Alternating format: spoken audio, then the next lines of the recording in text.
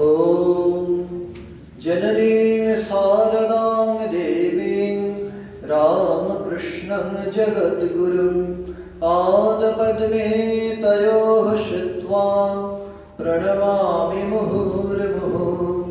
नमः श्रीयतिराजाय विवेकानन्दसूरये सच्चित्सुखस्वरूपाय स्वामिने तापहारिणे। ঠাকুর মা স্বামীজিকে প্রণাম জানাই। মঞ্চে উপস্থিত পূজনীয় শ্রীমৎ স্বামী হরিরূপানন্দজি মহারাজকে ভূমিষ্ঠ প্রণাম জানাই। রয়েছেন ডক্টর বিবেকানন্দ রায়, আমাদের সকলের প্রিয় শ্রী দাদু, তাকেও সশ্রদ্ধ নমস্কার জানাই। আমাদের নরেন্দ্রপুরের কৃতি উজ্জ্বল প্রাক্তনী শ্রী সুদীপ পাল এইমাত্র বক্তব্য রাখলেন, সতীর্থ শ্রী সুদীপ পালকেও তাকেও নমস্কার শ্রদ্ধা জানাই। অন্য যারা অতিথি অভ্যাগত রয়েছেন মঞ্চে সকলকে নমস্কার শুভেচ্ছা আদি জানাই। আর সমবেত অভিভাবক অভিভাবিকা, শিক্ষক শিক্ষিকা শিক্ষাকর্মী যারা রয়েছেন তাদের সকলকে হার্দিক নমস্কার ও শুভেচ্ছা জানাই। আর প্রিয় ছাত্রছাত্রী ভাই বোনেরা, একটি শীতের অপরাহ্ন স্বামীজির চরণে সমর্পণ করছো। স্বামীজিকে ভালোবেসে তোমরা এসছো, তোমাদের স্বামীজির হয়ে স্বামীজির মন্ত্রকে অবলম্বন করি, LOVE পার্সনিফাইড। তো সেই আমরা ভালোবাসা জানাচ্ছি, শুভেচ্ছা জানাচ্ছি। শ্রীরামকৃষ্ণকে স্বামীজি বলেছিলেন LOVE পার্সনিফাইড, মূর্তিমান প্রেম।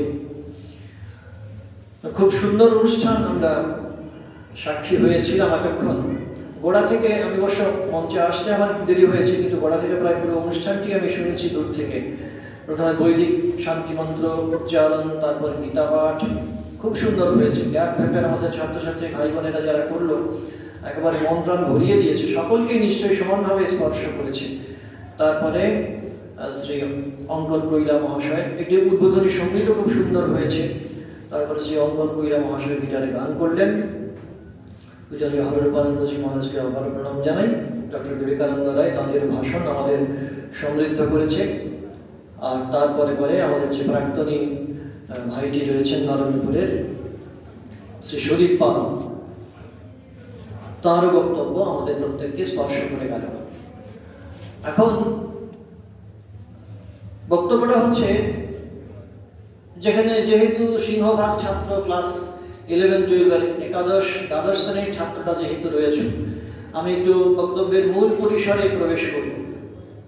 অথবা অন্যভাবে বলতে গেলে, যেখানে শেষ করেছিলেন সুদীপবাবু সেখান থেকে আমি শুরু করি। সুদীপবাবু শেষ করেছিলেন এই কথাগুলি বলে, ডিসিপ্লিন লাইফ চাই, সংহত সুনিয়ন্ত্রিত জীবন চাই।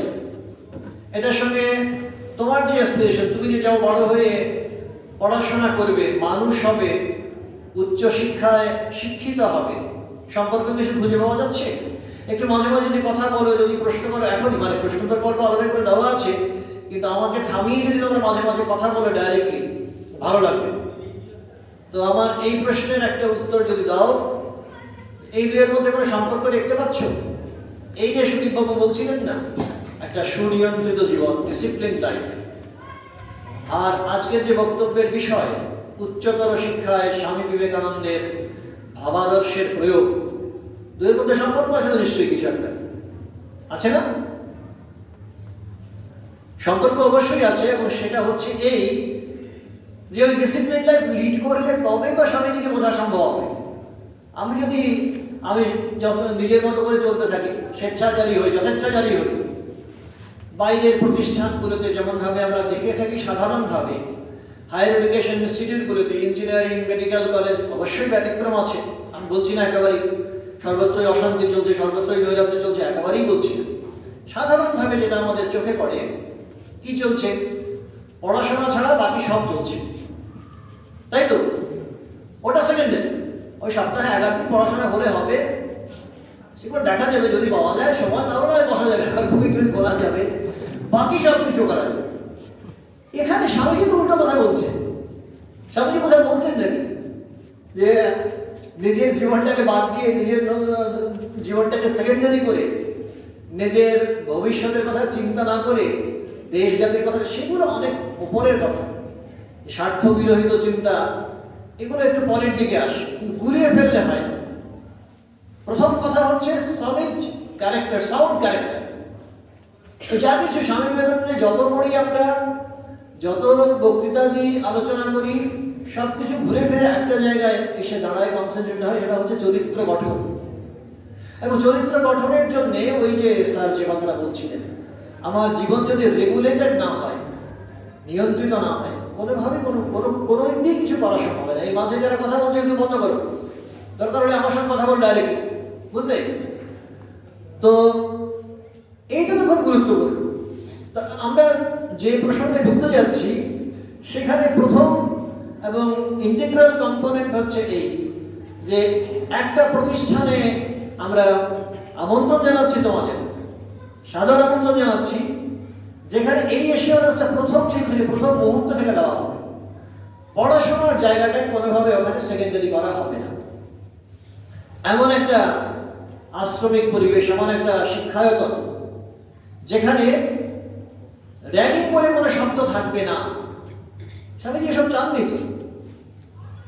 স্বামীজি ওই অন্যের দিকে সহমর্মিতা, অন্যের পাশে দাঁড়ানো, আর নিজের চরিত্র গঠন। যদি গোটা বিবেকানন্দ সাহিত্যকে আমরা একটু নির্যাস দেখার চেষ্টা করি, শিক্ষা চিন্তাকে যদি বোঝার চেষ্টা করি, তাহলে মনে হয় দুটো তার কম্পোনেন্ট আসে। একটা হচ্ছে আমি নিজে, আমার মধ্যে যে শক্তি আছে, প্রত্যেকের মধ্যে অফুরন্ত শক্তি আছে। বলভদ্রানন্দজির অসম্ভব পপুলার একটা গান আছে, আমার মাঝে শক্তি অসীম ভুলব না, সেই গানের একটা অংশ। স্বামীজির মন্ত্র মোরা ভুলব না, নিশ্চয়ই তোমরা গিয়ে থাকো হয়তো সময় সময়। তা সেই গানে ওই যে আমার মাঝে শক্তি অসীম ভুলব না, স্বামীজির কথা এটাই। তো প্রত্যেকের মধ্যে শক্তি আছে, শক্তি আছে বলে তো কিছুক্ষণ আগে এত সুন্দর ওরা চ্যান্টিং করলো। এবং সুদীপবাবু নিজেও তার একজন উজ্জ্বল নিদর্শন হয়ে আছে। বলছিলেন না, একটা আপাত সাধারণ একটা ব্যাকগ্রাউন্ড নিয়ে কামারপুকুর, তারপর গিয়ে নরেন্দ্রপুরে পড়াশোনা করে তার পূর্ণ সদ্ব্যবহার করেছেন, সুযোগের পূর্ণ সদ্ব্যবহার করেছেন। কাজে এটা বোঝায় মানুষের মধ্যে শক্তি আছে। আপাতভাবে যতই ডিফিকাল্ট মনে হতো, আমি গ্রামে গ্রামে পড়ে আছি, একটা স্কুলে পড়ে আছি, সুযোগ নেই, এই নেই সেই নেই, কোচিং নেই, জয়েন্ট এন্ট্রান্সের কোচিং নেই, হতেই পারে। স্টিল তোমার মাঝে পোটেনশিয়ালিটি আছে, সম্ভাবনা আছে।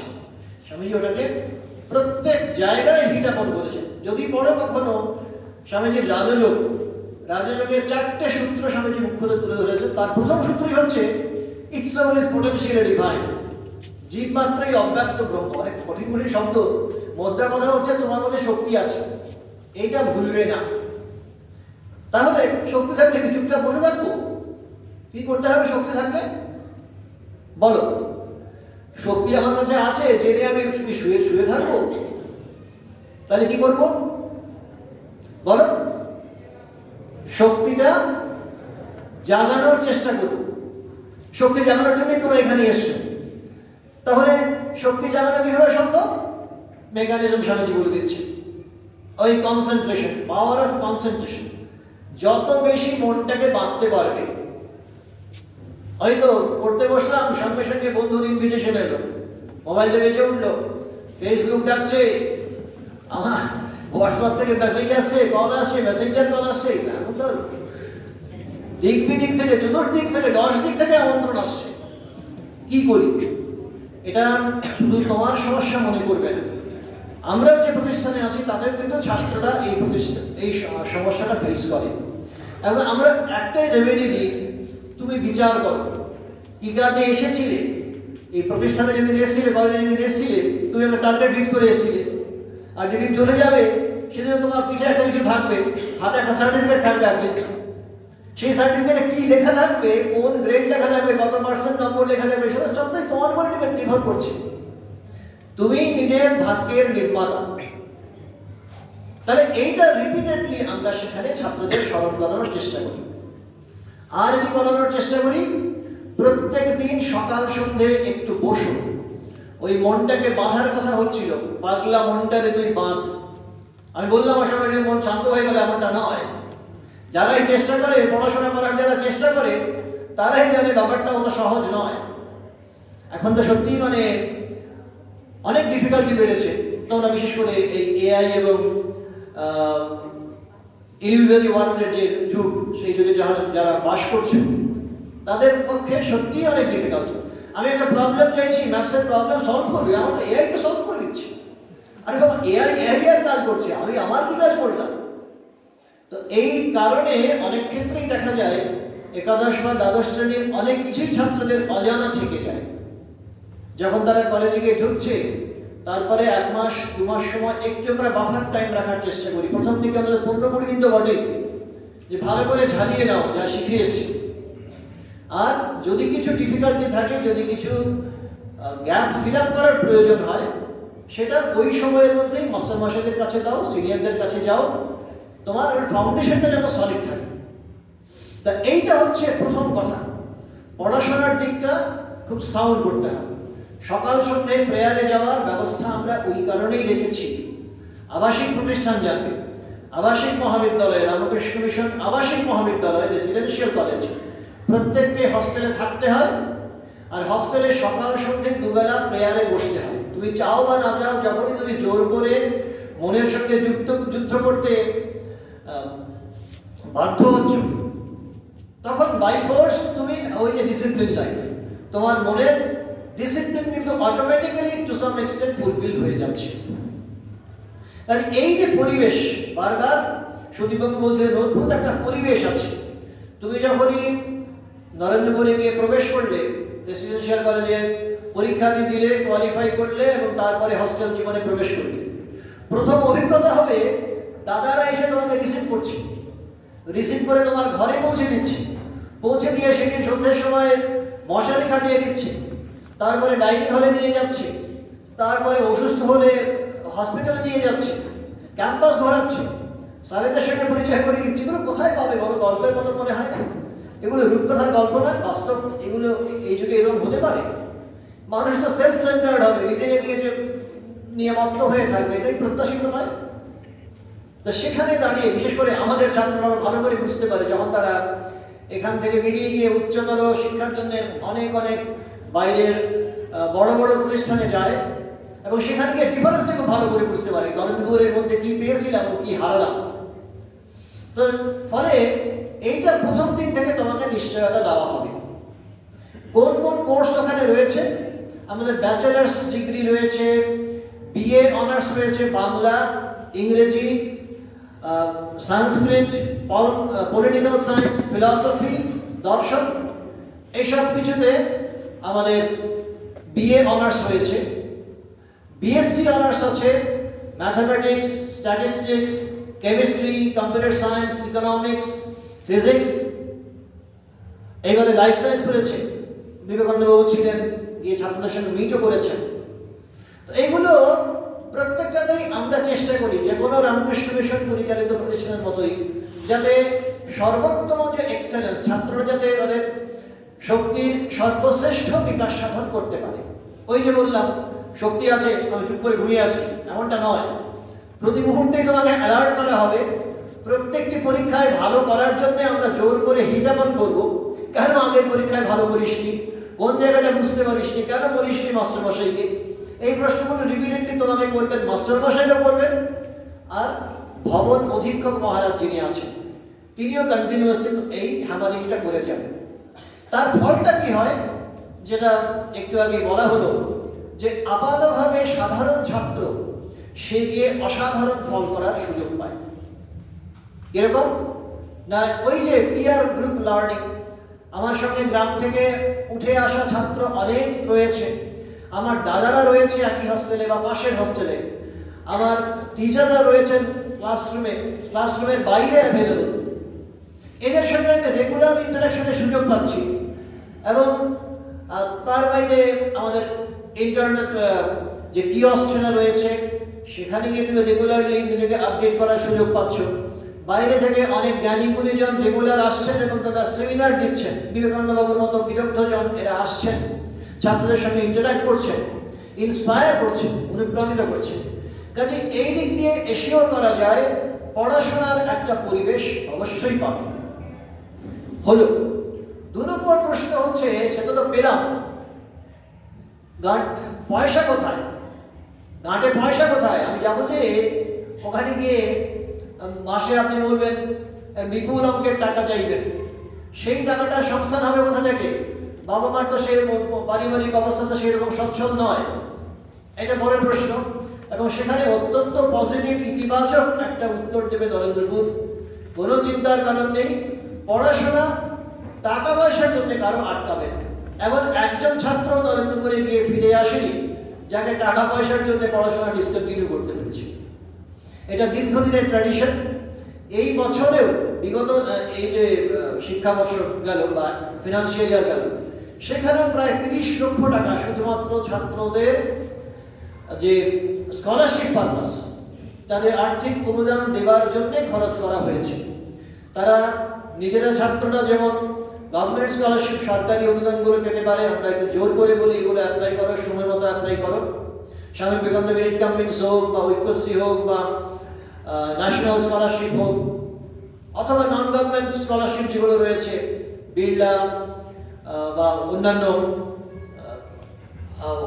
এনজিওগুলো থেকে বিভিন্ন সময়ে যেগুলো পাওয়া যায়, সেগুলো পাওয়ার জন্য যেমন ছাত্রদের আমরা বারবার করে বলবো, তেমনি হবে যেখানে সেই সংস্থান হচ্ছে না, সরকারি বা বেসরকারি অনুদান সাফিসিয়েন্ট হচ্ছে, সত্যি পরিবারের অবস্থা এতটাই খারাপ, সেখানে প্রতিষ্ঠান নিজেও এই ধরনের স্কলারশিপ দিয়ে থাকে।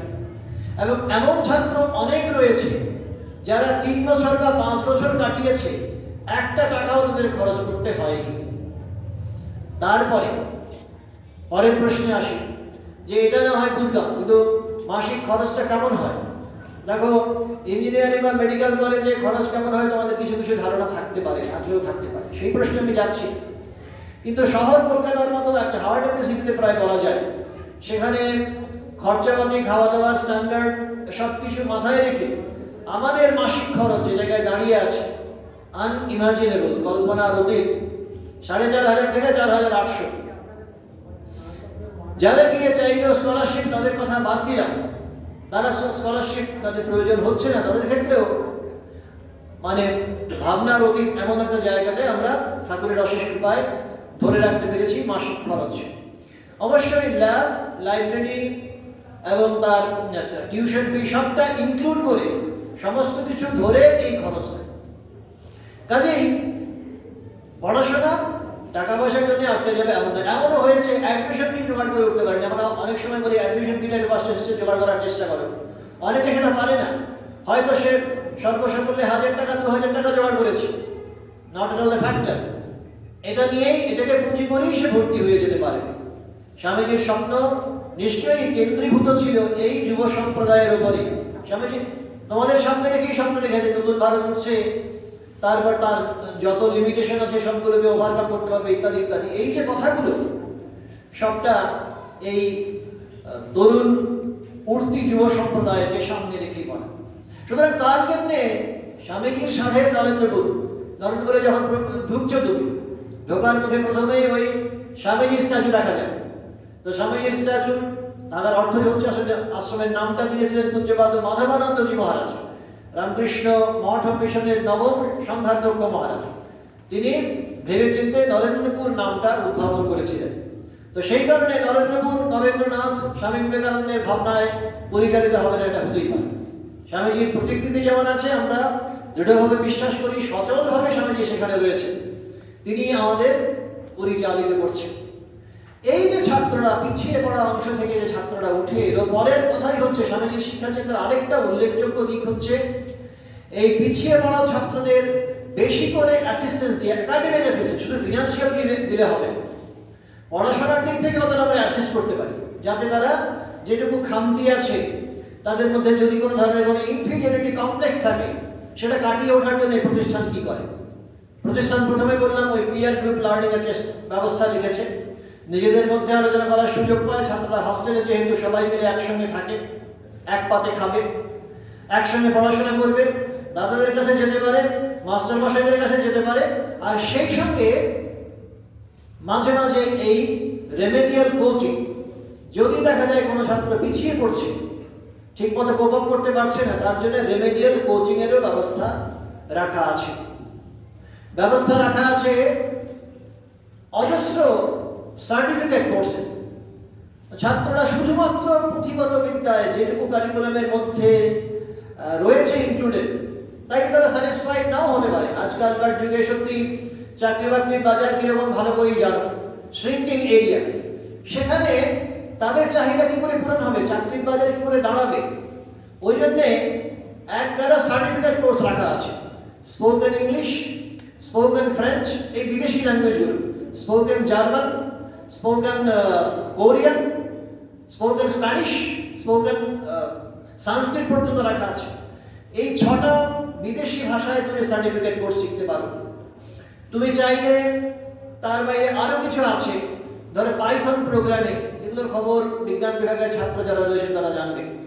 পাইথন প্রোগ্রামিং, বিভিন্ন ধরনের সফটওয়্যার প্যাকেজ, এগুলো নিয়ে আমাদের কোর্স রয়েছে। ইনকাম ট্যাক্স, জিএসটি রিটার্ন, এগুলো নিয়ে কোর্স রয়েছে, যাতে সত্যি যদি দেখা যায় কোনো কারণে বেরিয়ে যাওয়ার পরে আমি একেবারে স্বনির্ভর হবার কোনো পথ খুঁজে পাচ্ছি, তার জন্য যাতে ওয়ে আউট থাকে, মার্কেট ওরিয়েন্টেড কিছু কিছু কোর্স সেই কারণে রাখা আছে।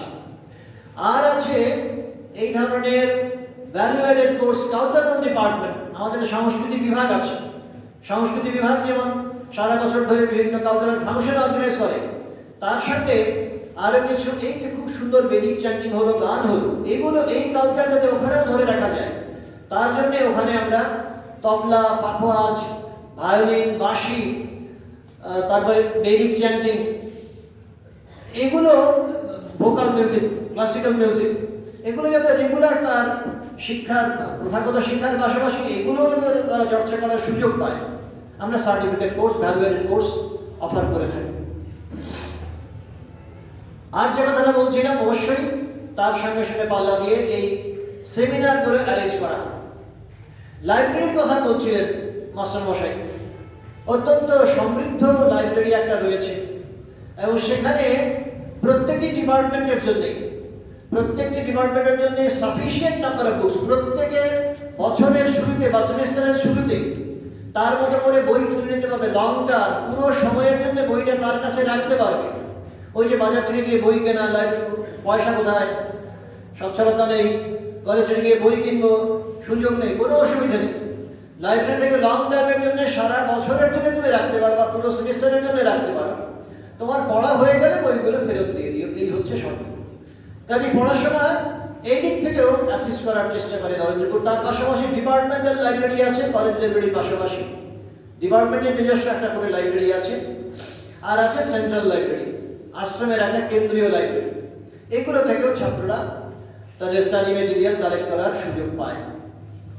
বিভিন্ন ধরনের অনলাইন কোচিং প্রোগ্রাম, বিশেষ করে WBCS, UPSC, তার জন্য আমরা ছাত্রদের এনকারেজ করি, এবং আমরা সিরিয়াসলি খুব চেষ্টা করছি যাতে এই বছর থেকে আমরা নিজেদের উদ্যোগে একটা WBCS বা UPSC পরীক্ষার জন্য একটা কোচিং প্রোগ্রাম নরেন্দ্রপুর আশ্রম যাতে নিজেই চালাতে পারে, মানে কলেজ যাতে নিজেই চালাতে পারে, তার জন্য আমরা খুব আন্তরিকভাবে চেষ্টা করছি। এবং যারা কলা বিভাগের ছাত্র রয়েছে, হিউম্যানিটিস, সোশ্যাল সায়েন্সের ছাত্র রয়েছে, তাদের জন্য জানাই এটা একটা সুবর্ণ সুযোগ হতে পারে। সেখানে খুব নমিনাল ফি, অল্প সামান্য ফি দিয়ে তুমি ওখানে কোচিংটা অ্যাভেল করার সুযোগ অবশ্যই পাবে। আর যতদিন পর্যন্ত না এটা সম্ভব হচ্ছে, ফর্মাল কোচিং শুরু করা যাচ্ছে, মোটিভেশনাল লেকচার, টিচারদের সঙ্গে ইন্টারাকশন, যাতে কিনা ওই 3 বছর বা 4 বছর সময়ের মধ্যেই তুমি আস্তে আস্তে পরবর্তী সময়ের যে প্রতিযোগিতামূলক পরীক্ষা, তার জন্য তুমি প্রস্তুতি নিতে পারো। তার জন্য এগুলো আমরা রেখে থাকি, এই ব্যবস্থা ওখানে রয়েছে। খুব সুন্দর একটা স্টেডিয়াম আছে, খেলার মাঠ, ভাবা যায় না। শহর কলকাতার লোকে এটা একটা আইসোলেটেড দ্বীপখণ্ডের মতো মনে হয়, এমন একটা জায়গা থাকতে পারে। সেটা কত ধরনের খেলা, ক্রিকেট হোক, ফুটবল হোক, সুইমিং পুল পর্যন্ত রয়েছে, সুইমিং পুলটাও রয়েছে, তুমি চাইলে সেখানে সাঁতার শিখতেও পারবে। আর এত বড় ক্যাম্পাস, তুমি যদি রোজ এক প্রান্ত থেকে ও প্রান্তে কয়েকবার করে হেঁটে যাও, তোমার ফিজিক্যাল এক্সারসাইজ ওখানেই হয়ে যাবে। সুন্দর একটা জিমন্যাসিয়াম রয়েছে, সেখানে তুমি বিকেলে বা সকালে তোমার সুবিধে মতো তুমি ফিজিক্যাল এক্সারসাইজ করার সুযোগ পাবে। তা এই যে সুযোগ সুবিধেগুলো, এগুলো রাখা হচ্ছে অবশ্যই তোমাদের দিকে তাকিয়ে, এবং নিশ্চিতভাবেই এই ক্যারিয়ার ওরিয়েন্টেড যে প্রিপারেশন, ক্যারিয়ার ওরিয়েন্টেড যে ডাইমেনশন আমাদের শিক্ষা, এটা কোনোভাবেই ক্যারেক্টার ডাইমেনশনকে মাইনাস করে নয়, বাদ দিয়ে না। ক্যারেক্টার যাতে তার সলিড থাকে, এই কারণেই ছাত্রদের সহাবস্থান, একসঙ্গে থাকা, এই কারণেই মনাস্টিক সুপারিনটেন্ডেন্ট, একজন সন্ন্যাসী মহারাজ তোমাদের পাশে থাকবেন এবং তোমাদের ভালো মন্দ দেখাশোনা করবেন। এবং সেই কারণেই ওই যে সোশ্যাল সার্ভিস ওরিয়েন্টেড অ্যাক্টিভিটিগুলো, এনসিসি বা এনএসএস, প্রত্যেকটা একটা কিছু নিতে হবে। ন্যাশনাল ক্যাডেট কর্পস বা ন্যাশনাল সার্ভিস টিম, এগুলো একটা কিছু তোমাকে অপ্ট করতেই হবে। কিছু কিছু ক্যাম্পে তোমাকে নিয়ে যাওয়া হবে, সেখানে গিয়ে তুমি অংশগ্রহণ করে তোমার পড়াশোনার ক্ষতি না করেই, অবশ্যই পড়াশোনায় ক্ষতি না করেই এই ধরনের ক্যাম্পে তোমাকে যোগ দিতে হবে। আর অবশ্যই তোমার যে পাশের রুমমেট আছে তার সঙ্গে শেয়ারিং এবং কেয়ারিং এর আর্ট তোমাকে রপ্ত করতে হবে। পরের প্রশ্ন হচ্ছে ভর্তি হব কি করে? এত কিছু তো শুনলাম, গৌরব কথা। নরেন্দ্রপুর প্রথমত জানাই, আমরা একটা স্বশাসিত কলেজ, অটোনমাস কলেজ। অটোনমাস কলেজ মানে হচ্ছে আমরাই নিজেদের মতো করে সিলেবাস ডিজাইন করতে পারি। খুব গুরুত্বপূর্ণ কথা মনে রেখো। আর 5টা কলেজ থেকে আলাদা স্বশাসিত কলেজগুলো এই কারণে, যখন যে কোর্সের ডিমান্ড আসছে, প্রয়োজন আমরা মনে করছি, সেটাই আমরা কারিকুলামে ইনক্লুড করতে পারি। আর 5টা কলেজ কিন্তু করতে পারে না। রামকৃষ্ণ মিশন পরিচালিত 3টে কলেজ এই মুহূর্তে, রহড়ায় আমাদের ভিসি কলেজ আছে, বেলুড়ে আছে বিদ্যামন্দির কলেজ, এবং এখানে নরেন্দ্রপুরে আছে আমাদের আবাসিক মহাবিদ্যালয়। 3টেই কিন্তু স্বশাসিত কলেজ। আমাদের নিজস্ব বোর্ড অফ স্টাডিজ আছে, আমাদের নিজস্ব একাডেমিক কাউন্সিল আছে, আমাদের নিজস্ব গভর্নিং বডি আছে। সেগুলোতে পাশ করিয়ে আমরা আমাদের মতো করে নতুন কোর্স শুরু করতে পারি, নতুন প্রোগ্রাম শুরু করতে পারি। এই যেমন গত বছর আমরা বিএসসি লাইফ সায়েন্স শুরু করলাম। বাইরের একটা কলেজ শুরু করতে গেলে অনেক অনেক ঝামেলা পোহাতে হয়, সত্যি অনেক হার্ডল পেরিয়ে যেতে হয়। এখানে একবার ডিসিশন হলো, সঙ্গে সঙ্গে ইমপ্লিমেন্টেড হয়ে যাবে, কোনো অসুবিধা নেই।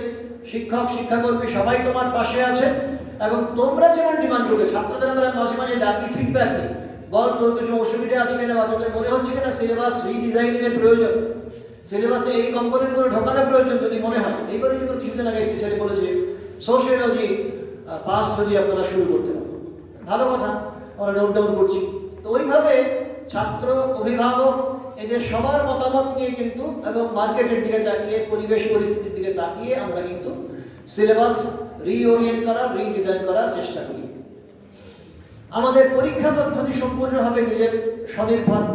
পরীক্ষাটা যেমন বাইরের ইউনিভার্সিটিতে অনেক সময় দীর্ঘ প্রক্রিয়া হয়ে যায়, কোন সময়ে পরীক্ষা শুরু হবে আর কোন সময় সেই সময় কেউ জানে না, ক্লাস কবে শুরু হবে কবে শেষ হবে সেটাও জানে না। আমরা যখন ফাইনাল এন্ড সেমিস্টার পরীক্ষা দিতে শুরু করছি, তখন হয়তো কোনো কোনো কলেজে, কোনো কোনো ইউনিভার্সিটিতে ক্লাস শুরু হচ্ছে। কাজে এতটা ডিফারেন্স হয়ে যায়। তার ফলে হয় কি, বাইরের কলেজগুলো সমালোচনার জন্য নয়, জাস্ট আমাদের নিজেদের ডিফিকাল্টি সম্পর্কে ওয়াকিবহাল করার জন্য খুব অল্প সময়ে বেশি সিলেবাস পড়িয়ে দিতে হয়, ফলে ছাত্রদের সেই ডিফিকাল্টি থাকে। এখানে কিন্তু সেই ডিফিকাল্টি থাকবে না, যেহেতু জুলাই মাসেই প্রত্যেক বছর নিয়মিতভাবে ক্লাস শুরু হচ্ছে। তার আগে অবশ্যই কি করতে হবে, একটা অ্যাডমিশন টেস্টে বসতে হবে। অ্যাডমিশন টেস্ট, তার স্যাম্পল পেপার আমাদের ওয়েবসাইটে পাওয়া যাবে। ওয়েবসাইটে রয়েছে, তুমি গেলেই গত বছরের বা তার আগামী বছরের যে স্যাম্পল পেপার পেয়ে যাবে, আইডিয়া পেয়ে যাবে কি ধরনের পরীক্ষা হয়। বেশিরভাগ ক্ষেত্রে মাল্টিপল চয়েস পেপার হয়, এমসিকিউ, আর কোনো কোনো ক্ষেত্রে ধরো হিউম্যানিটিজ বা সোশ্যাল সায়েন্সে কোনো কোনো ক্ষেত্রে লিখে জমা দিতে হয়, মানে লং টাইপ কোশ্চেন যেগুলো, সেগুলো কিছু কিছু থাকে, মাস্টারমশাইয়ের চান, সেগুলো তারা দেখবেন এবং ভেরিফাই করবেন, ছাত্রকে জাজ করবেন সেখানে। আর তারপরে এটা হয়ে যাওয়ার পরে একটা ছোট্ট একটা ইন্টারভিউ হবে। সেখানে জিজ্ঞেস করা হবে শুধুমাত্র এই কথাটা, তুমি হস্টেলে আসতে রাজি আছো তো, হস্টেল জীবনের যে নিয়মগুলো সেগুলো মানতে তুমি রাজি আছো, এইটুকুই মাত্র প্রশ্ন করা হবে। তো এই 2 পর্বের সিলেকশন মিটে যাওয়ার পরে আমরা কিন্তু উইথ অল আর্নেসনেস চেষ্টা করি জুলাইয়ের একেবারে গোড়ার দিকে, প্রথম বা দ্বিতীয় সপ্তাহে ক্লাস শুরু করা, যাতে আমরা বলছিলাম না, ওই ম্যাক্সিমাম পসিবল টাইম ডিভোট করা যায় পড়াশোনার জন্য। সেমিস্টার সিস্টেমে আমরা জানি ছাত্রদের অনেক চাপ থাকে, কিন্তু সেই চাপটা আমাদের রপ্তও করতে হবে। তার জন্য আস্তে আস্তে এই খাপ খাইয়ে নেওয়ার জন্য সময়টা ম্যাক্সিমাইজ করার চেষ্টা করা হয়। আমাদের মোটামুটি ওয়েস্ট বেঙ্গল বোর্ডের উচ্চ মাধ্যমিকের ফল প্রকাশের সময় থেকেই বা 1-2 দিন আগে থেকেই ভর্তি প্রক্রিয়া শুরু হয়ে যায়। আইসিএসসি, আইএসসি বা সিবিএসই রেজাল্ট কোন সময় বেরোচ্ছে সেগুলো তোমরা খেয়াল রাখো। বেঙ্গল বোর্ডের রেজাল্ট কবে বেরোচ্ছে ভালো করেই জানবে, তোমার হাতেই মার্কশিট এসে যাবে। তো বেঙ্গল বোর্ডের রেজাল্ট বেরোনোর পরে মোটামুটি 20 দিন মতো এই ভর্তি প্রক্রিয়া online form fill up process চলতে থাকে। যে যতগুলো সাবজেক্টে চাইবে ততগুলো সাবজেক্টেই ফর্ম ফিল আপ করতে পারে, কোনো রেস্ট্রিকশন নেই যে আমি বাংলায় পড়লে তাহলে সংস্কৃতে করতে পারবো না, বা সায়েন্সে করলে হিউম্যানিটিজে সোশ্যাল সায়েন্সে করতে পারবো না, ওইরকম কোনো রেস্ট্রিকশন নেই। কাজেই ওয়ে আউট খুব সিম্পল। পরীক্ষার ফল প্রকাশ হলো উচ্চ মাধ্যমিকের মানে ফাইনাল সেমিস্টারের, এখন তো সেমিস্টার সিস্টেমের মধ্যে তোমরাও রয়েছে। ফাইনাল সেমিস্টারের রেজাল্ট বেরোলো, তারপরেই খবর পেয়ে যাবে, অনলাইনে ফর্ম ফিল আপ করবে। পরীক্ষার সেন্টার সাধারণভাবে এখানে কাছাকাছি সেন্টার হয়তো নরেন্দ্রপুরই হবে। ওয়েস্ট বেঙ্গলের মধ্যে আমরা কখনো কখনো নর্থ বেঙ্গলে একটা করার চেষ্টা করেছি, তখন কোনো সময় সাউথ বেঙ্গলে মানে পুরুলিয়ায় করার চেষ্টা করেছি। সেগুলো ডিপেন্ড করবে কতখানি ডিমান্ড আছে এবং কতখানি আমাদের দিক থেকে সামর্থ্য আছে। কিন্তু পরীক্ষায় মানে বসাটা তার ওয়ে আউট খুব সিম্পল। পরীক্ষার আগের দিন বা ওই দিন চলে যেতে হবে, তারপর রিটেন টেস্টের রেজাল্ট বেরোনোর পরে সবাই যেমন কল করা হবে, আমাদের একটা ওয়েটিং লিস্ট থাকে। ওয়েটিং লিস্ট ধরে ধরে ছাত্রদের ডাকা হবে, ফার্স্ট লিস্টে যারা ভর্তি হলো তারপরে ওয়েটিং লিস্টে ক্যান্ডিডেটদের আগে করে আমরা ফোন করে ডেকে নিই, বা ওয়েবসাইটেও অনেক সময় নোটিফাই করে দিই এটা হচ্ছে ওয়েটিং লিস্ট ক্যান্ডিডেট। এই কথাগুলো বলা এই কারণে যে অনেক সময় আমাদের মনে হয়েছে গ্রামাঞ্চলের ছাত্ররা বোধহয় এই ব্যাপারটি সম্পর্কে সচেতন নয়, তারা হয়তো জানে না। অনেকেই ভাবে বাবা নরেন্দ্রপুর তো বিশাল ব্যাপার, কি করে ভর্তি হবো।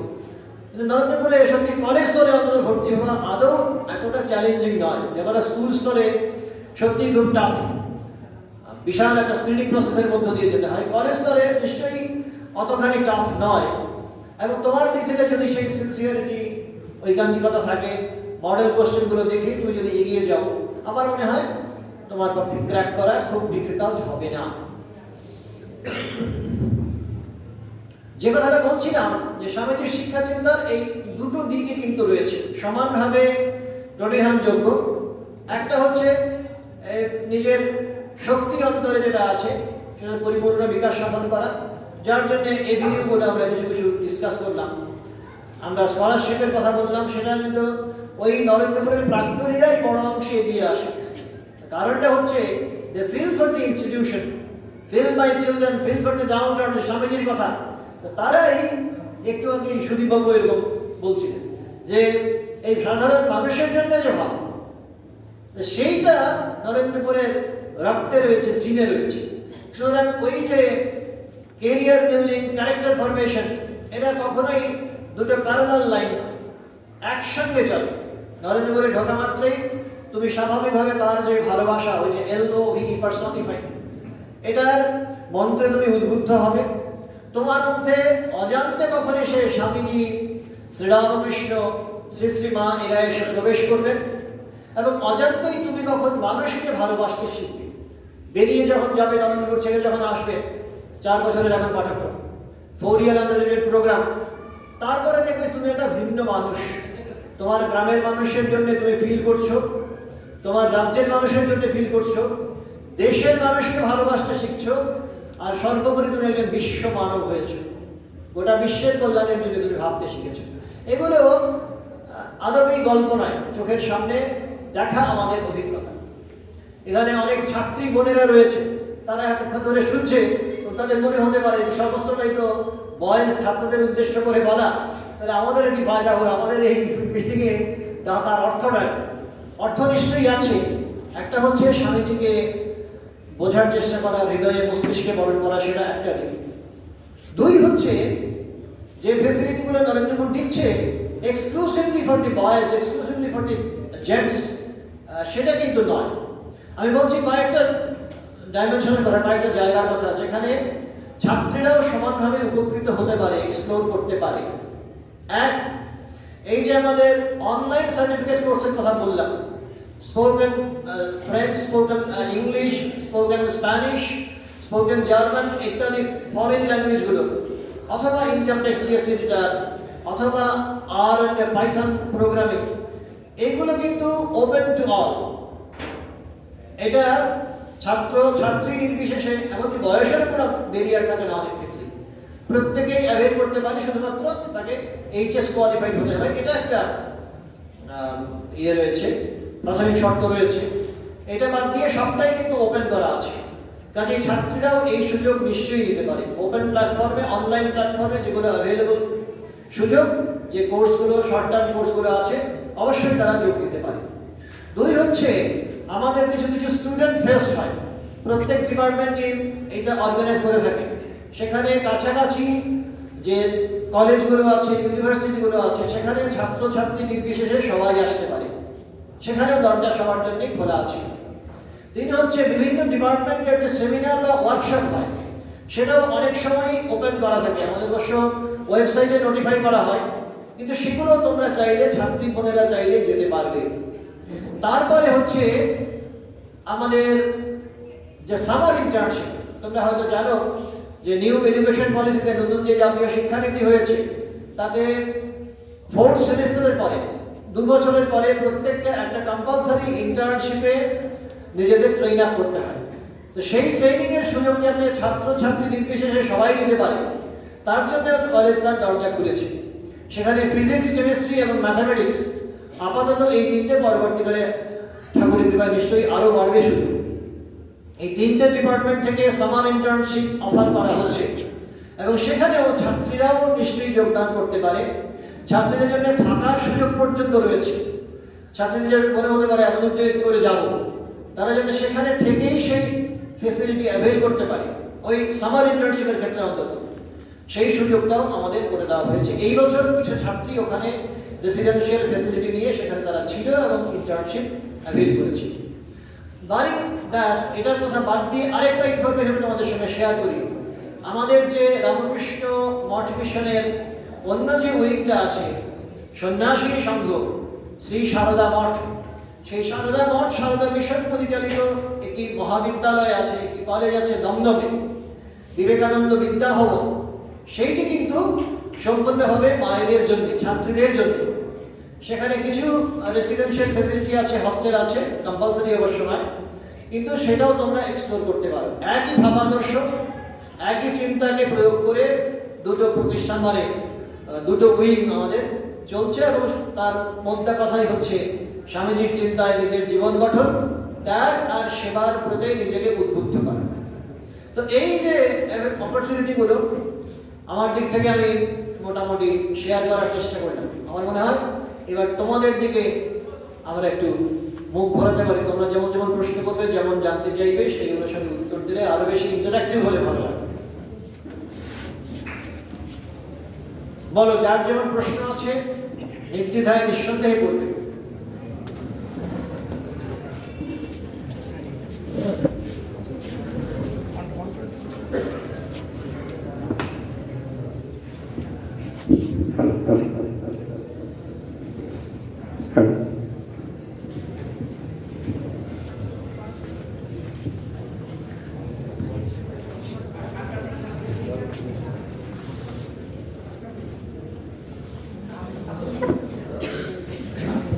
বলো, নাম বলবে।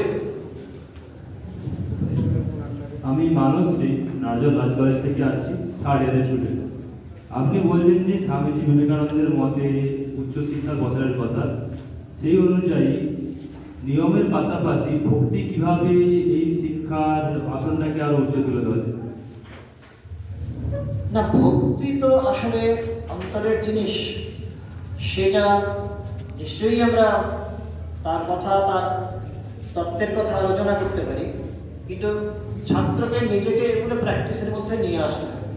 তো আমাদের মতো প্রতিষ্ঠানে, নরেন্দ্রপুরের মতো প্রতিষ্ঠানে ছাত্রদের রোজ যেহেতু মানে সকাল সন্ধ্যে উপাসনায় বসতে হয়, এবং সেখানে বসে তার যার যেমন ইচ্ছে, শিব হন, কালী হন, বিষ্ণু হন, শ্রীরামকৃষ্ণ হন, রামকৃষ্ণ, যিশু, আল্লাহ, যার কথা তার ভালো লাগে, ভাবতে ভালো লাগে, আমরা বলি তাকেই তুমি চিন্তা করবে, তারই তুমি উপাসনা করবে। তো সেই সার্বজনীন একটা ভক্তির বাতাবরণ তো ওখানে আছে। এই ভজন করে সত্যি মনে একটা অপূর্ব আনন্দ হয়। যারাই করে তারা জানে বিরিয়ানি খাওয়ার আনন্দের সঙ্গে তুলনীয় না। মানে আনন্দের তো তরতম আছে। একটা হচ্ছে এই খাওয়া পড়ায় আনন্দ, দুই হচ্ছে আমি ম্যাথসের একটা প্রবলেম সলভ করলাম, অঙ্ক করলাম, অঙ্ক করে খুব আনন্দ হয়। নতুন একটা জিনিস আমি আবিষ্কার করলাম, আনন্দ হয়। আরেকটা ঊর্ধ্বতর আনন্দ আছে, ওই যে তুমি এক্ষুনি বললে ভক্তির আনন্দ, ভজনের আনন্দ। তো সেই ভজন আনন্দ সবাই কিন্তু লাভ করতে পারে, সবাই সেটা তার প্রসাদ পেতে পারে। তো তার জন্যে প্রত্যেক দিনই আমরা এই ধরনের সকাল সন্ধে উপাসনায় বসার চেষ্টা করি, ভজন কীর্তনে ছাত্রদের সঙ্গে আমরা আমাদের ভাবনা শেয়ার করার চেষ্টা করি।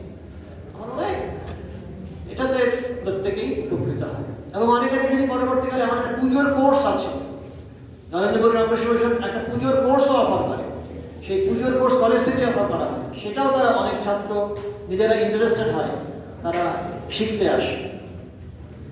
ধন্যবাদ, সুন্দর প্রশ্ন।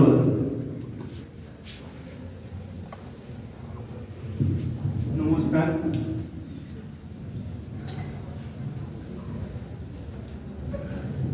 নমস্কার, আমি সৌম্যজিৎ মান্না, নারায়ণগঞ্জ রাজ কলেজের 3rd ইয়ারের ডিপার্টমেন্ট অফ ইংলিশের স্টুডেন্ট।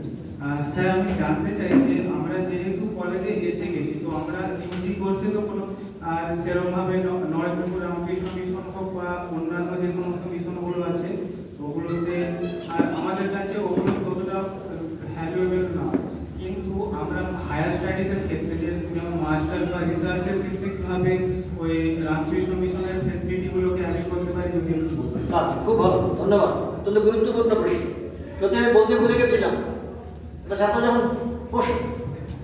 যখন ঢুকলো নরেন্দ্রপুরে, সত্যি সে অনেকগুলো সাবজেক্ট আছে যেখানে আন্ডারগ্রেড তো বটেই, 4 বছরের কোর্স বটেই, তারপরে মাস্টার্স, তারপরে পিএইচডি সব শেষ করে বেরোতে পারে। এরকম অনেক সাবজেক্ট আছে, রিসার্চ ল্যাব আছে। তো কোন কোন সাবজেক্টে আপনার মাস্টার্স আছে এই মুহূর্তে রয়েছে? Chemistry, computer science, physics, English, Sanskrit. এই 5টা সাবজেক্টে আপাতত মাস্টার্স প্রোগ্রাম রয়েছে। কাজে এই ছাত্রীদের কথা এখানে ডাইরেক্টলি আমরা যাচ্ছি না। ছাত্ররা যারা ইন্টারেস্টেড তারা অফলাইনে এই যে কোর্সগুলো, যে প্রোগ্রামগুলো, মাস্টার্স প্রোগ্রামগুলো, সেগুলো অ্যাভেল করতে চাইলে অবশ্যই তোমার 3 বছর বা 4 বছরের যে ইউজি প্রোগ্রাম, তারপরে তুমি পরীক্ষায় বসতে পারবে এবং আমাদের মাস্টার্স প্রোগ্রামে জয়েন করতে পারবে, কোনো অসুবিধা নেই। আরেকটা হচ্ছে রিসার্চের কথা। রিসার্চ আমাদের এই মুহূর্তে আমাদের নিজস্ব একটা রিসার্চ সেন্টার আছে। অটোনমাস কলেজ যেহেতু, সেই কারণে রিসার্চ সেন্টার খোলার সুযোগ আমাদের ছিল।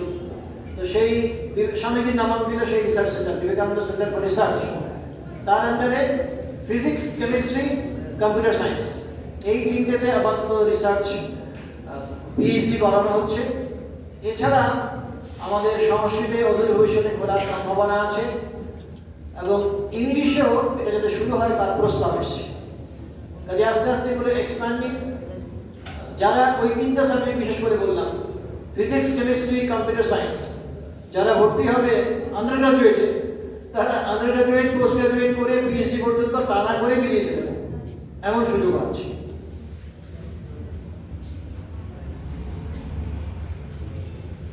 আর যারা ইউজিতে 11 বা 12 শ্রেণীর ছাত্র যারা রয়েছে, যারা মানে স্নাতক স্তরের পাঠ্যক্রমে যোগদানের জন্য একেবারে দোরগোড়ায় আছে, তাদের জন্য বলি যে তোমরা চাইলে এই যে রিসার্চ ল্যাবগুলো আছে সেগুলোর সুযোগ দিতে পারবে। বিজ্ঞান বিভাগে যারা পড়াশোনা করে, সায়েন্স নিয়ে তারা করে, সেখানে কিন্তু রিসার্চ ইন্টার্নশিপ পর্যন্ত, রিসার্চ ওরিয়েন্টেড প্রজেক্ট ওই সময়ের মধ্যে তুমি করে ফেলতে পারবে, তোমার কাজ অনেক দূর এগিয়ে যেতে পারবে। তোমরা জানো হয়তো নতুন শিক্ষানীতিতে আন্ডার গ্রাজুয়েটে 4 বছরের যে প্রোগ্রাম, তাতে ওই অনার্স উইথ রিসার্চ আর অনার্স উইদাউট রিসার্চ 4th ইয়ারে 2টো অপশন রাখা আছে। তো 4th ইয়ারের যে অনার্স উইথ রিসার্চ, সেটা করার একটা আবশ্যিক শর্ত হচ্ছে, কন্ডিশন হচ্ছে 75% নম্বর তোমার দরকার আপ টু সেমিস্টার 6। তো সেটা ফুলফিল হলে আমাদের বিভিন্ন সাবজেক্টে তুমি ওখানে অনার্স উইথ রিসার্চ করতে পারবে। অনার্স উইথ রিসার্চ করলে তুমি ডাইরেক্টলি পিএইচডিতে জয়েন করতে পারবে। আবার এমএ এমএসসি করার কোনো প্রয়োজন হবেই না। ডাইরেক্ট তুমি সোজা পিএইচডি প্রোগ্রামে জয়েন করতে হবে, এই সুযোগটাও আছে। বলো আর কিছু প্রশ্ন? নমস্কার, আমি জয় মুখার্জি, বিজ্ঞান বিভাগের একাদশ শ্রেণীর ছাত্র আমি। তো আমি বললাম আমার বক্তব্য যে স্বামী বিবেকানন্দ যে শিক্ষার চিন্তা ভাবনা সেটা চরিত্র গঠনই মূল তার লক্ষ্য ছিল। তো আধুনিক যে শিক্ষা ব্যবস্থা, যে পরীক্ষামূলক যে শিক্ষা ব্যবস্থা, সেটাই কি এই ভাবনাটা বাস্তবায়িত হচ্ছে? বাহ, খুব সুন্দর সুন্দর প্রশ্ন, অত্যন্ত মানে সময়োপযোগী প্রশ্ন। সত্যিই তো মানে প্রশ্ন সত্যি মানে আমাদের এখনকার যে মোড অফ এডুকেশন অনেকটাই একটা গতে বাঁধা, স্বকীয়তার বিকাশ ঘটানোর সুযোগ কম, এটা অনেকেই বলে থাকে। কিন্তু স্টিল দেখো, পলিসি মেকিং এর জায়গায় আমরা নেই। আমরা আমাদের ছাত্রদের উজ্জীবিত করতে পারি, উদ্বুদ্ধ করতে পারি স্বামীজির শিক্ষা চিন্তায়। স্বামীজি প্রত্যেককে মৌলিক হতে বলেছিলেন। শ্রীরামকৃষ্ণের সন্তান মাত্রই মৌলিক হবেন, নয়তো কিছুই নয়, আইদার অরিজিনাল অর নাথিং। কাজেই তুমি পড়াশোনা করছো, তুমি নিজের পায়ে দাঁড়াচ্ছ, এগুলো যেমন স্বামীজির শিক্ষা চিন্তার একটা দিক। তার পাশাপাশি তুমি আনসেলফিশ হবে, নিঃস্বার্থপর হবে, চরিত্রবান হবে, এবং তোমার মধ্যে যে এই মৌলিকত্ব রয়েছে, প্রত্যেকের মধ্যেই এই এলিমেন্টটা রয়েছে, ইনোভেশনের জায়গা রয়েছে, সেটাও তুমি এক্সপ্লোর করবে, এটা এক্সপেক্টেড।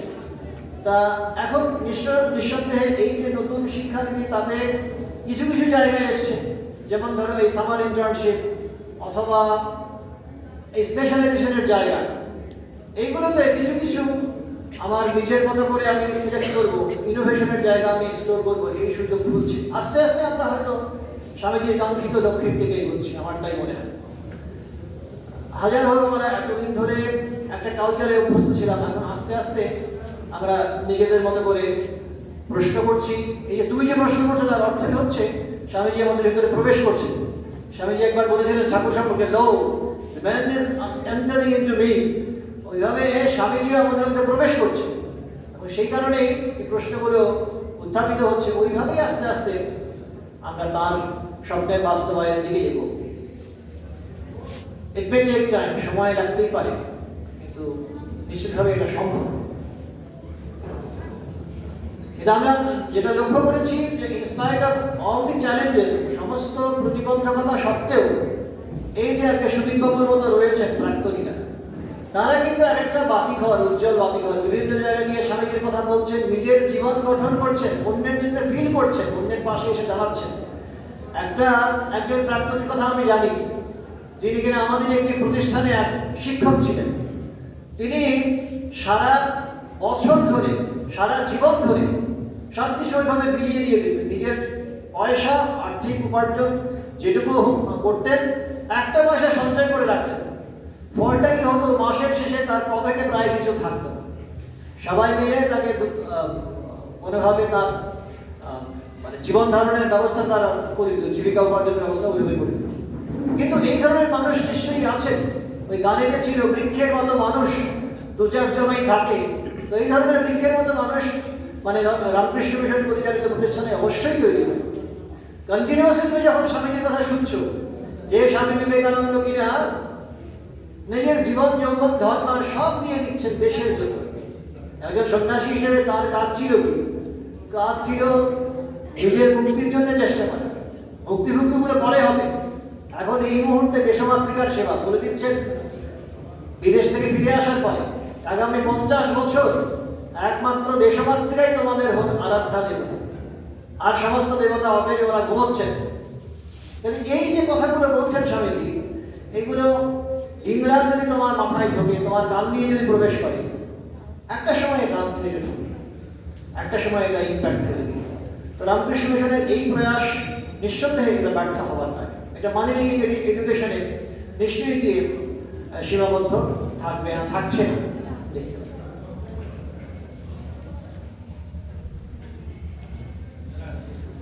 হ্যাঁ,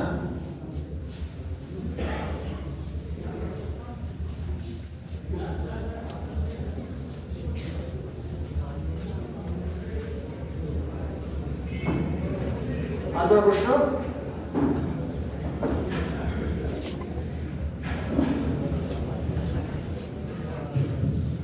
আমি টুয়েলভে পড়ছি।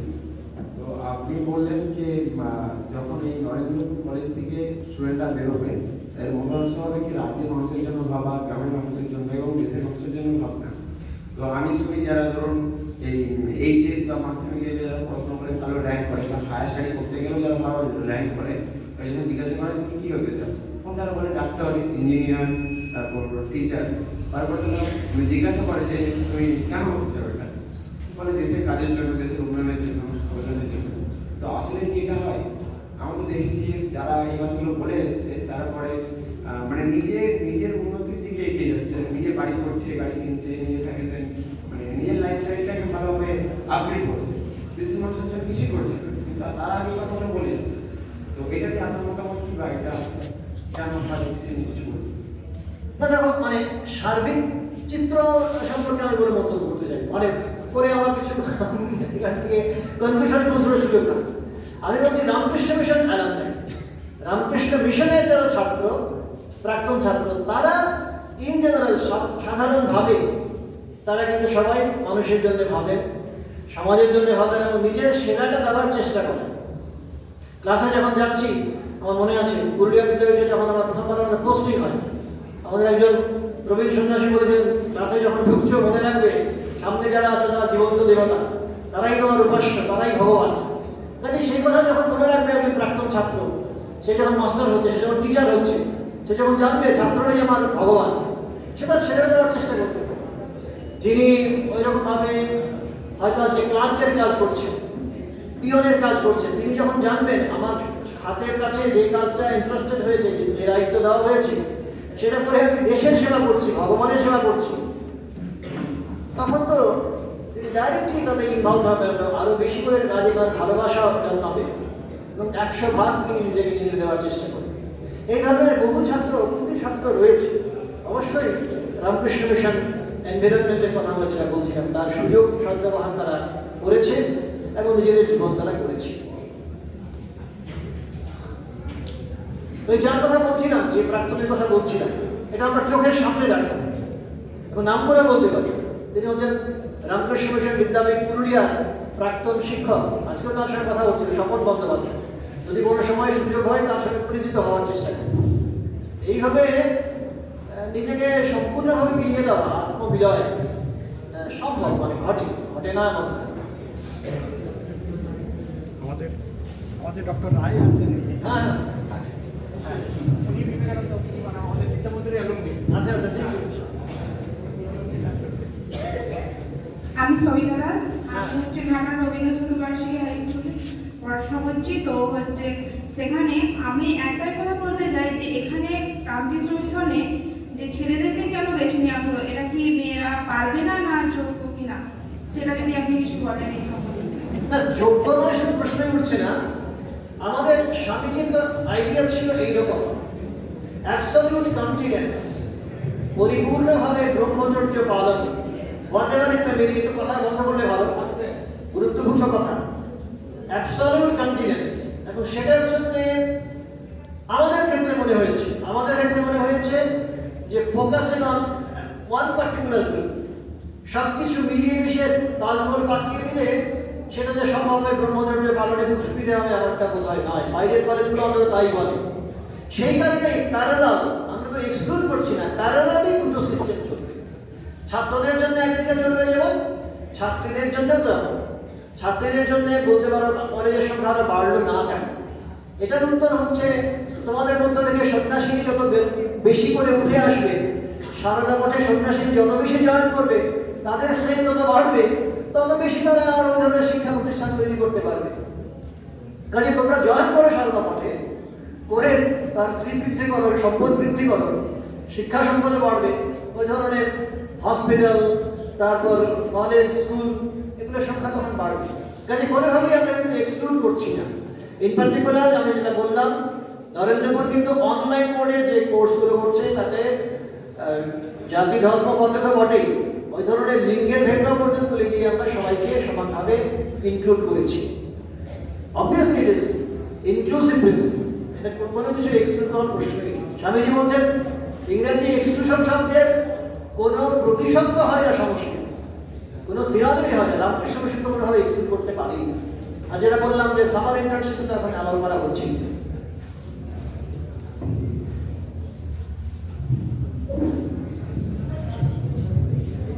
স্যার আমি আকাশ দে রাজ কলেজের তৃতীয় বর্ষের ছাত্র।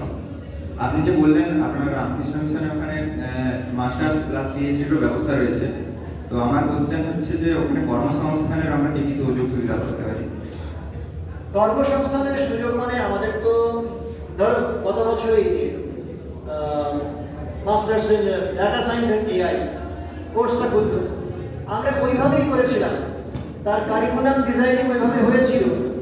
আমরা ইন্ডাস্ট্রি এক্সপার্টদের ডেকেছিলাম, ডেকে তাদের ওপিনিয়ন নিয়েছি, নিয়ে তার মতো করে তাদের রিকোয়ারমেন্ট অনুসারে কারিকুলাম ডিজাইন করার চেষ্টা করেছি, যাতে কিনা ছাত্র বেরিয়ে যাওয়ার পরে ইমিডিয়েটলি যাতে তারা এমপ্লয়েবল হয়।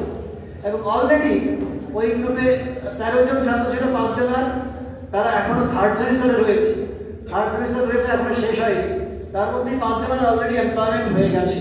তো এটা বিচ্ছিন্ন কিছু নয়, আমাদের প্রত্যেকটি স্ট্রিমে আমরা চেষ্টা করি either student should get higher education, সে সরাসরি মাস্টার্স বা পিএইচডি বা ওই ধরনের তার নেক্সট লেভেল যেটা সেটা অ্যাটেন্ড করবে পড়াশোনার ক্ষেত্রে। আর যদি না হয় এই যেন এমপ্লয়েবল হয়, বাইরে গিয়ে যাতে সে চাকরি করতে পারে। আমাদের প্লেসমেন্ট সেল একটা রয়েছে, তার উদ্যোগে বিভিন্ন কোম্পানিকে আমরা ডাকার চেষ্টা করি। ইন্টার্নশিপের সময়ও আমরা ওই কথাটা মাথায় রাখার চেষ্টা করি। এমএসসি প্রজেক্ট যখন করছে তখন ওই কোম্পানিতেই পাঠানোর চেষ্টা করি, যেখানে গিয়ে সরাসরি সে ওই কোম্পানিতে যোগ দিতে পারবে। ইলেকট্রনিক্সে এরকম হয়ে থাকে, প্রজেক্ট করেই সঙ্গে সঙ্গে ওই কোম্পানিতেই জয়েন করছে। তো এইটা তো একটা ভাবনার জায়গা নিশ্চয়ই আমাদের রয়েছে। এটা তো স্যার আপনি বললেন ধরুন যারা কম্পিউটার বা এআই নিয়ে পড়াশোনা করছে, কিন্তু যারা ধরুন আমার মতো আর্টস থেকে বা ইংলিশ বা সংস্কৃত বা বেঙ্গলি থেকে যারা হচ্ছে এমএ বা মাস্টার্স করছে, তাদের জন্য সুযোগ সুবিধাটা কম আছে? অবশ্যই এটার জন্য আমাদের ভাবনা চিন্তা সত্যি হয়েছে, খুব সিরিয়াস প্রশ্ন। এটা করবেই মানে প্রত্যেক বিশেষ করে 11-12 ছাত্রছাত্রী থেকে প্রশ্নটা আরো বেশি প্রশ্ন। কেন আমরা হিউম্যানিটিজ সোশ্যাল সায়েন্সে যাবো? চাকরি বাকরি বাজার যখন নেই, আপনি এসে বলছেন না সঙ্গে আমরা চলে যাবো লাফিয়ে। উত্তরটা হচ্ছে ওই যে আমরা বলছিলাম অটোনমি আমাদের রয়েছে। অটোনমি কাজে লাগিয়ে আমরা কিন্তু ইন্ডাস্ট্রি এক্সপার্টদের সঙ্গে মিট করি, ওপিনিয়ন নিই এবং আমাদের কন্টেন্ট সেভাবে সিলেবাসটা ওইভাবে রিডিজাইন করে থাকি। আমাদের পূজনীয় সেক্রেটারি মহারাজ আমাদের বাংলার ফ্যাকাল্টিদের মধ্যে রয়েছে, বাংলার বোর্ড অফ স্টাডিজে রয়েছে। তিনি এই বছর এত সুন্দরভাবে বাংলার কোর্সটা ডিজাইন করেছেন আন্ডারগ্রাজুয়েটে, যাতে একটা ছেলে যদি আর কিছু নাও পায় সে যাতে জাস্ট ইউটিউব কন্টেন্ট ডেভেলপমেন্ট শিখে নিয়ে যাতে বেরোনোর পরেই তারা চাকরি পেতে পারে। আমাদের ওখানে ফিল্মোগ্রাফি শেখানো হয়, মিডিয়া ল্যাব রয়েছে, এইগুলো সেই সঙ্গে সঙ্গে শিখে নিতে পারে। ফিল্ম স্টাডিজ, এইগুলোর সুযোগটা অবশ্যই দিতে পারবে। এবং তারপরে যদি মাস্টার্স ডাইরেক্টলি ইংলিশে পড়লো, বাংলায় পড়লো, ওই করেসপন্ডেন্ট সাবজেক্ট পড়লে ভালো কথা। যদি না হয় তাহলে ওই SRFTI Satyajit Ray film training institute, ওর মতো ইনস্টিটিউট গিয়েও যাতে স্বনির্ভরতার শিক্ষা লাভ করতে পারে, সেটাও আমরা কিন্তু মাথায় রাখি। কাজেই এই কম্পোনেন্টগুলো অবশ্যই এমপ্লয়াবিলিটি কীভাবে বাড়বে মাথায় রেখে ডিজাইন করা নিশ্চয়ই চেষ্টা করি। যেমন ফিলসফিতে আমরা এই বছর এথিক্স অ্যান্ড এআই এই একটা ঢোকানোর কথা আমরা অলরেডি বলেছি।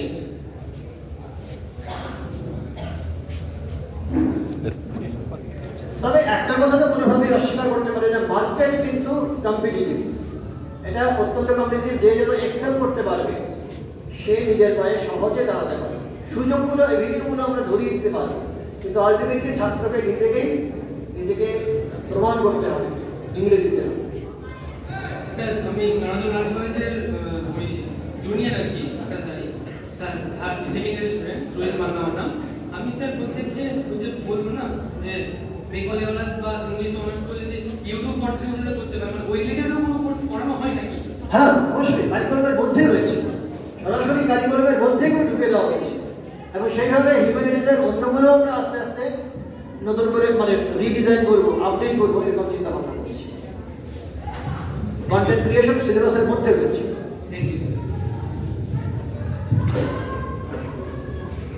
আর কিছু?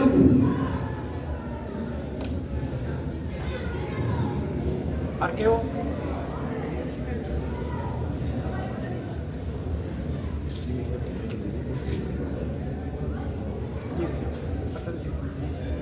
আর কোনো প্রশ্ন? তো আবারও সবাইকে হার্দিক স্বাগত জানিয়ে রাখছি। মানে ভর্তি পরীক্ষার জন্য যদি আসো তখন দেখা হতে পারে একটা, যদি নাও হয় তো যে কোনো দিনই তুমি কলেজে আসতে পারো, মোস্ট ওয়েলকাম। অবশ্যই ভ্যাকেশনে নয়। তো আমাদের খুব সুন্দর একটা জিরো গ্যালারি আছে, ভারতবর্ষে সূর্যের আবিষ্কার হয়েছে, সেইটা নিয়ে খুব সুন্দরভাবে ওখানে প্রেজেন্টেশন রয়েছে। কাজে সুযোগ করে তোমরা যদি চলে আসো, দেখতে পারবে, ক্যাম্পাস ঘুরে দেখতে পারবে, কলেজের রিসার্চ ফ্যাসিলিটিগুলো দেখতে পারবে, রিসার্চ ল্যাবগুলো ঘুরে দেখতে পারবে, লাইব্রেরি ঘুরে দেখতে পারবে, এবং অবশ্যই ক্যাম্পাস ঘুরে দেখতে পারবে। তো এগুলো হলে নিশ্চয়ই তোমাদের এনরিচমেন্ট হবে। আর কিভাবে ওই স্বামীজি নিজেই নিজেকে প্রচার করছেন, কিভাবে নিজেকে ট্রান্সলেট করছেন, স্বামীজির আইডিয়াগুলো কিভাবে কাজে পরিণত হচ্ছে, এটা চাক্ষুষ দেখার সুযোগ আছে। সেই ইনভিটেশন জানিয়ে রাখলাম সবাইকে।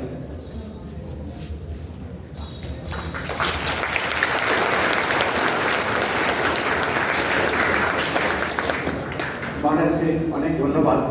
তো আমরা শুরুতে বলেছিলাম যে প্রিন্সিপাল হিসাবে তিনি যে শুধু অঙ্কের বিশারদ তা নয়, সুবক্তা, তার পরিচয় আমরা দিয়েছি। এবং আরেকটা আমরা বলেছিলাম যে উনি কিন্তু সুগায়ক। তো আমরা সকলের পক্ষ থেকে মহারাজকে অনুরোধ করব যে মহারাজ একটা গান, আমাদের গান শোনাবার জন্য আমরা সকলের পক্ষ থেকে।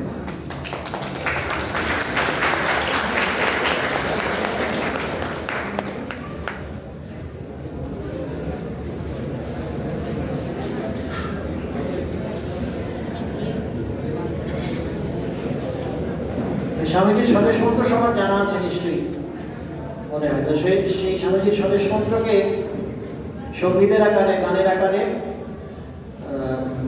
একটা রূপ দিয়েছিলেন পূজনীয় স্বামী চন্ডিকানন্দজি মহারাজ, কিনা শ্রী শ্রী মায়ের দীক্ষিত সন্তান ছিলেন। তো সেই গানটা তোমাদের আশা করি ভালো লাগে প্রত্যেকে।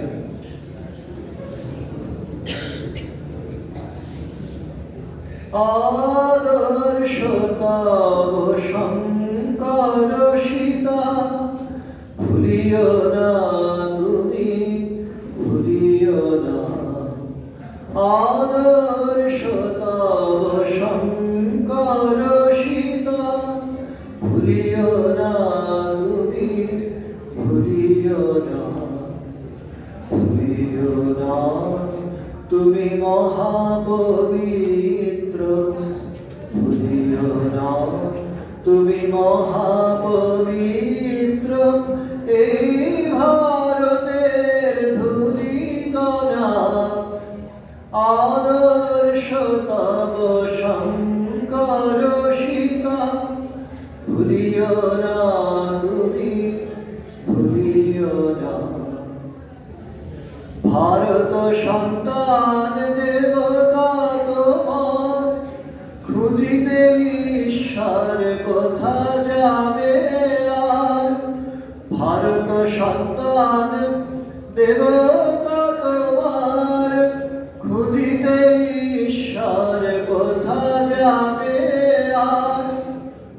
মহাউপচারে ত্যাগ সেবায়, মহাউপচারে ত্যাগ সেবায়, করো করো তার আরাধনা। আদর্শ তব শঙ্কর সীতা, ভুলিও না তুমি, ভুলিও না।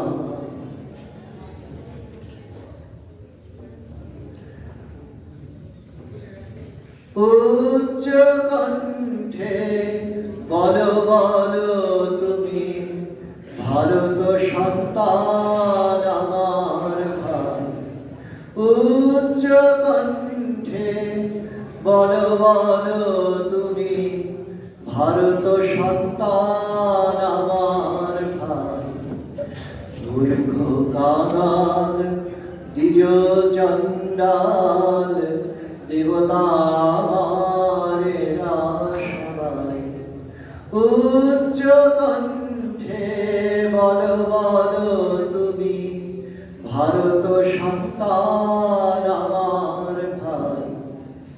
মূর্খ কাঙাল দ্বিজ চণ্ডাল, দেবতা আমারেরা সবাই প্রাণপণে তুমি বলো দিনরাত ও মা জগদম্বা ও গৌমারা প্রাণপণে তুমি বলো দিনরাত ও মা জগদম্বা ও গৌমারা মানুষ করিয়া দাও গো আমায় মানুষ করিয়া দাও গো আমায় আর কিছু আমি চাহিব না মানুষ করিয়া দাও গো আমায় আর কিছু আমি চাহিব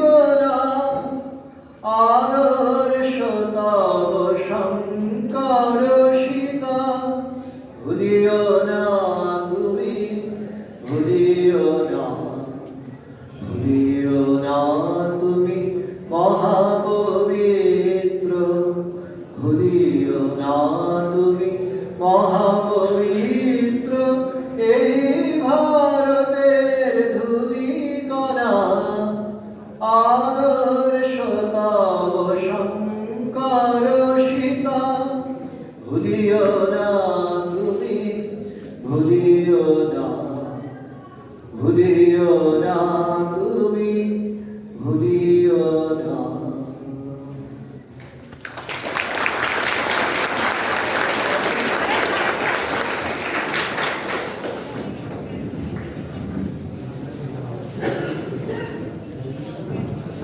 আমাদের শেষ লগ্নে অনুষ্ঠানে আমরা চলে এসেছি।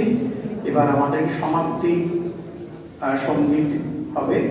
সমাপ্তি সঙ্গীতের মাধ্যমে আমাদের আজকের অনুষ্ঠান শেষ হবে।